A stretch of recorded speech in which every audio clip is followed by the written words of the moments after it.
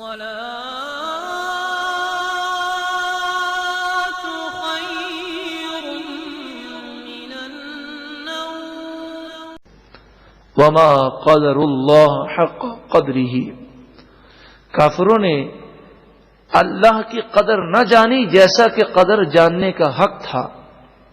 اذ قالوا، جب انہوں نے کہا، ما انزل اللہ علی بشر من شیء، اللہ نے کسی بشر پر کوئی چیز نازل نہیں کی۔ اب یہاں دیکھیں، غور طلب امر یہ ہے کہ کافروں نے یہ کہا کہ ایسا ہو ہی نہیں سکتا کہ اللہ تعالی کسی بشر پر، کسی انسان پر کتاب کو نازل کرے، اس پر وحی نازل ہو، اور اس کا یہ مقام و مرتبہ ہو کہ وہ فرشتے کو دیکھ سکے، اور اس میں یہ طاقت و قوت پیدا ہو جائے کہ وہ اللہ کے کلام کو سمجھ سکے۔ انہوں نے کہا ایسا نہیں ہو سکتا۔ تو دیکھیں، انہوں نے نبوت کا انکار کیا ہے، اللہ کا تو انکار نہیں کیا، اللہ کی قدرت کا انکار نہیں کیا، لیکن چونکہ نبی کے مقام و مرتبے کو تسلیم نہ کرنا در حقیقت اللہ کی قدرت کو تسلیم نہ کرنا ہے۔ اس کا دوسرا معنی یہ ہوتا ہے کہ یہ ذہن بن گیا کہ اللہ یہ نہیں کر سکتا۔ ان اللہ علی کل شیء قدیر، بے شک اللہ تعالی ہر چاہت پر قادر ہے، وہ جس نبی کو، جس ولی کو، جس فرشتے کو جو مقام و مرتبہ دینا چاہے وہ دے سکتا ہے۔ تو فرمایا وما قدر اللہ حق قدرہ، ان ظالموں نے حضور کے مقام کا انکار نہیں کیا، در حقیقت انہوں نے اللہ کے مقام اور مرتبے کو نہ سمجھا، اللہ کی قدرت اور طاقت کو انہوں نے تسلیم نہ کیا۔ قل، اے محبوب آپ فرمائیے، من انزل الکتاب الذی جاء به موسیٰ نورا، ان اعتراض کرنے والوں میں یہودی بھی تھے، تو فرمائیں ان یہودیوں سے پوچھیں کہ وہ کون سی ذات ہے جس نے اپنی کتاب کو نازل کیا اور جسے لے کر حضرت موسیٰ علیہ السلام آئے، وہ نور حضرت موسیٰ علیہ السلام لے کر آئے، تو موسیٰ علیہ السلام کو نور دینے والا، آپ کو مقام دینے والا اور آپ کو کتاب دینے والا کون ہے؟ وہ رب جو موسیٰ علیہ السلام کو مقام و مرتبہ دے سکتا ہے، اسی رب نے اپنے محبوب کریم صلی اللہ علیہ وآلہ وسلم کو تمام نبیوں سے افضل و اعلیٰ بنایا۔ وَهُدًى لِلنَّاسِ، وہ توریت کہ جس میں لوگوں کے لیے ہدایت ہے۔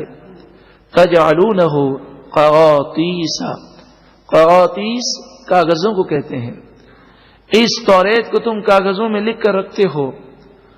تُبْدُونَهَا، اس کی کچھ باتوں کو تم ظاہر کرتے ہو۔ وَتُخْفُونَ كَثِيرًا، اور توریت کی اکثر باتوں کو تم چھپاتے ہو۔ وَعُلِّمْتُم مَّا لَمْ تَعْلَمُوا أَنتُمْ، اور تمہیں سکھایا جاتا ہے ان باتوں کا علم کہ جو تم نہیں جانتے تھے۔ قرآن کے ذریعے اور حضور کے ذریعے تمہیں وہ باتیں سکھائی جاتی ہیں۔ وَلَا آبَاؤُكُمْ، اور تمہارے آباء و اجداد بھی نہیں جانتے تھے۔ قُلِ اللَّهُ، اس سے پہلے یہ سوال کیا گیا، یہ بتاؤ کون سکھاتا ہے، کس نے کتاب نازل کی؟ اے محبوب آپ فرمائیے اللہ نے نازل فرمائی۔ ثم ذرہم، پھر اے محبوب آپ انہیں چھوڑ دیں، فی خوضہم یلعبون، تاکہ وہ اپنی غفلت میں مشغول رہیں اور بھٹکتے رہیں۔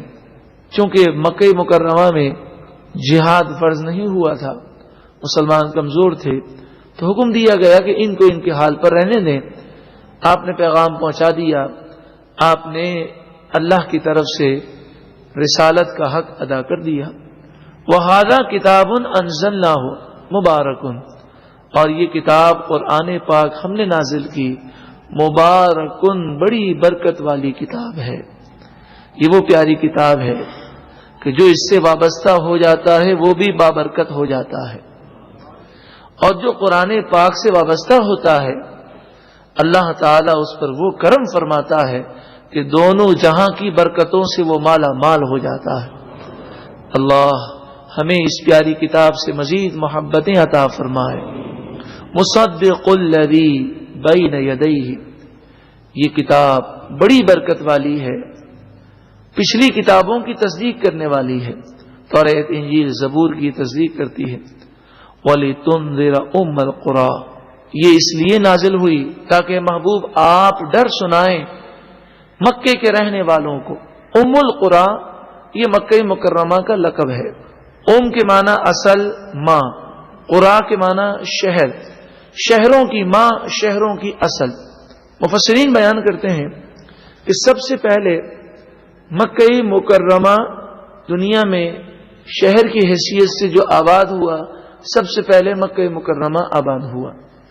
دوسری بات فرمایا کہ مکہ مکرمہ میں مسلمانوں کا قبلہ ہے، اور جس کی طرف منہ کر کے مسلمان نماز پڑھیں وہ اصل ہے، وہ مرکز ہے۔ اس مناسبت سے اسے ام القریٰ کہتے ہیں۔ اور آج کل کے سائنٹسٹ وہ دنیا کے نقشے پر یہ ثابت کرتے ہیں کہ خانہ کعبہ خصوصاً مکہ مکرمہ کی اگر پیمائش کی جائے، دنیا کی جو آبادی پھیلی ہوئی ہے، جو شہر پھیلے ہوئے ہیں، تو آج بھی پوری دنیا کے نقشے پر خانہ کعبہ اور مکہ مکرمہ کو یہ حیثیت حاصل ہے کہ یہ دنیا کے نقشے پر سینٹر میں واقع ہے۔ ام القریٰ، شہروں کی ماں، شہروں کی اصل، شہروں کی جان۔ تو یہاں کے رہنے والوں کو اللہ کا ڈر سنائیے، ومن حولہا، اور جو اس کے ارد گرد رہتے ہیں ان کو بھی اللہ کا پیغام پہنچائیے۔ والذین یؤمنون بالآخرۃ، اور وہ لوگ جو آخرت پر ایمان رکھتے ہیں، یؤمنون بہ، وہ اس قرآن پر بھی یقین رکھتے ہیں، ایمان رکھتے ہیں، وہم علی صلاتہم یحافظون، اور وہ اپنی نمازوں کی حفاظت کرتے ہیں۔ قرآن پاک ہمیں غور و فکر کی دعوت دیتا ہے۔ ہم اس آیت کریمہ میں تھوڑا غور کریں، سوچیں، قرآن مجید فقان حمید کا انداز دیکھیں۔ فرمایا جو آخرت کا یقین رکھتے ہیں وہ قرآن پر بھی یقین رکھیں گے اور نمازوں کی بھی حفاظت کریں گے۔ اب ہم ایک طرف یہ دعویٰ کرتے ہیں کہ ہم آخرت پر یقین رکھتے ہیں، قرآن پر بھی ایمان رکھتے ہیں، لیکن نمازوں میں اگر کوتاہیاں ہیں تو اس کے تحت مفسرین فرماتے ہیں کہ پھر تصور آخرت میں کچھ کمی ہے۔ آخرت کا وہ تصور نہیں پیدا ہو پا رہا کہ جو ہونا چاہیے۔ وہ تصور کیا ہے کہ جب بھی کوئی کام کرنے لگیں تو بس ایک ہی خیال ہر وقت ذہنوں اور نظروں میں ہو کہ مجھے ایک نہ ایک دن مر جانا ہے، اور مر کر جیسی کرنی ویسی بھرنی کے تحت مجھے اپنے اعمال کا بدلہ پانا ہے۔ جب یہ تصور قائم ہو جائے اور انسان اپنے ہر دن کو آخری دن تصور کرے، پھر کوئی بھی معاملہ ہو اس کی نماز قضا نہیں ہوتی۔ اللہ تعالی ہمیں نمازوں کی پابندی کرنے کی توفیق عطا فرمائے۔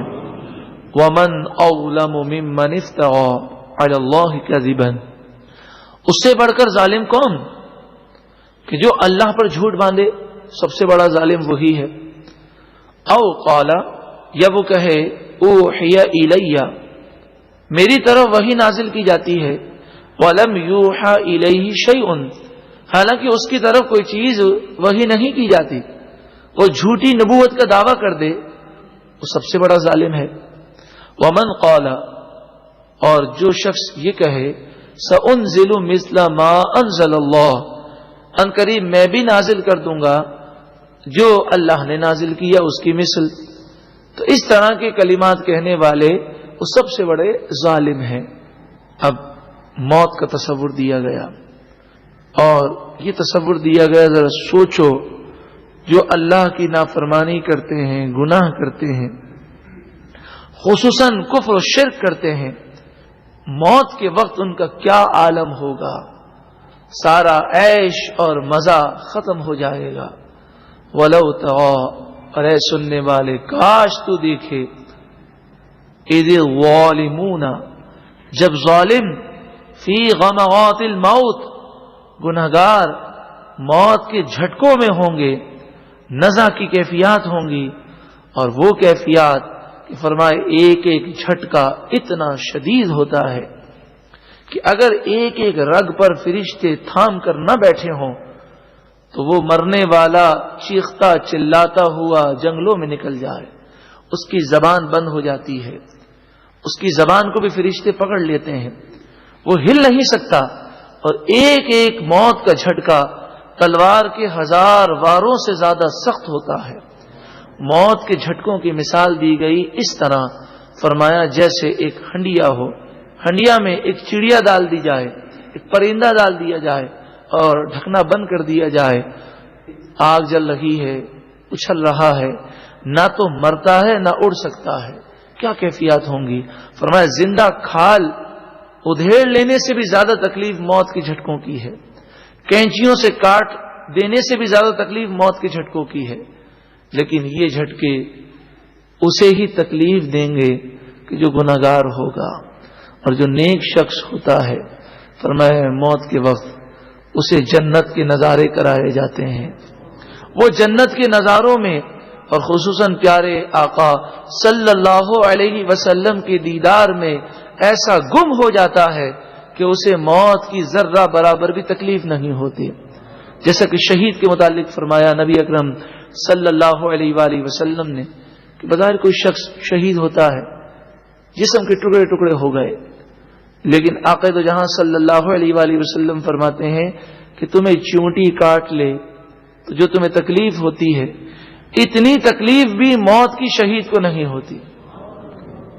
فی غموات الموت، یہ ظالم جب موت کے جھٹکوں میں ہوں گے، نزع کے عالم میں ہوں گے، والملائکۃ باسطو ایدیہم، اور فرشتے اپنے ہاتھوں کو پھیلا کر ان کی روح نکال رہے ہوں گے، فرمایا حضرت ملک الموت حضرت اسرائیل علیہ السلام منہ کے ذریعے اپنا دست مبارک انسان کے حلق میں ڈالتے ہیں اور آپ روح کو پکڑتے ہیں۔ روح کو ایسی چیز نہیں جسے ہم دیکھ سکیں، لیکن اللہ کی شان ہے کہ فرشتے کے ہاتھ میں روح آتی ہے، اور وہ جب روح کھینچتے ہیں تو روح کی کھینچنے کی تکلیف ایک ایک نس کو ہوتی ہے۔ اس کی مثال حدیث پاک میں اس طرح بیان کی گئی کہ جس طرح ایک نرم روئی ہو اور اس نرم روئی میں کانٹے کی شاخ پھنسی ہوئی ہو اور بڑی سختی کے ساتھ جب کھینچا جائے تو وہ پوری روئی کو ادھیڑ کر رکھ دیتی ہے، ریزہ ریزہ کر دیتی ہے، اور ایک ایک کانٹے کی شاخ جو ہے وہ ایک ایک روئی کے ذرے میں چبھی ہوئی ہوتی ہے۔ فرمایا موت کے وقت بھی ایک ایک رگ سے روح نکلتی ہے اور ایک ایک رگ اس کی تکلیف کو محسوس کرتی ہے، ہمیں محسوس نہیں ہوتا لیکن مرنے والا اس تکلیف کو محسوس کرتا ہے۔ بس اللہ کی بارگاہ میں یہی دعا کرنی چاہیے کہ اللہ تعالی ایسا کرم کر دے، ایسا کرم کر دے کہ مرتے وقت محبوب کریم صلی اللہ علیہ وسلم کے جلووں میں ہم ایسے کھو جائیں، کاش گنبد خضرا کے سائے تلے سنہری جالیوں کی روبرو سرکار دو عالم صلی اللہ علیہ وآلہ وسلم کی بارگاہ میں با ادب کھڑے ہو کر درود و سلام پڑھتے ہوئے ہمیں حضور کا دیدار نصیب ہو جائے، اور پھر حضور کے قدموں میں حضور کے جلووں میں ایمان و عافیت کی موت مدینہ منورہ میں نصیب ہو جائے۔ فرشتے پھر ان گناہگاروں سے کہتے ہیں اخرجوا انفسکم اے ظالموں، اپنی روح نکالو اور اپنے رب کی طرف چلو۔ الیوم، آج کے دن، تجزون عذاب الہون، تمہیں ذلیل کرنے والا عذاب بدلے میں دیا جائے گا، بما کنتم تقولون علی اللہ غیر الحق، کہ تم اللہ پر غلط باتیں کہا کرتے تھے، ناجائز باتیں، جھوٹی باتیں اللہ کے بارے میں کہا کرتے تھے۔ وَكُنْتُمْ عَنْ آيَاتِهِ تَسْتَكْبِرُونَ، اور تم اللہ کی آیتوں سے تکبر کیا کرتے تھے، ان کے سامنے جھکا نہ کرتے تھے۔ اللہ اکبر۔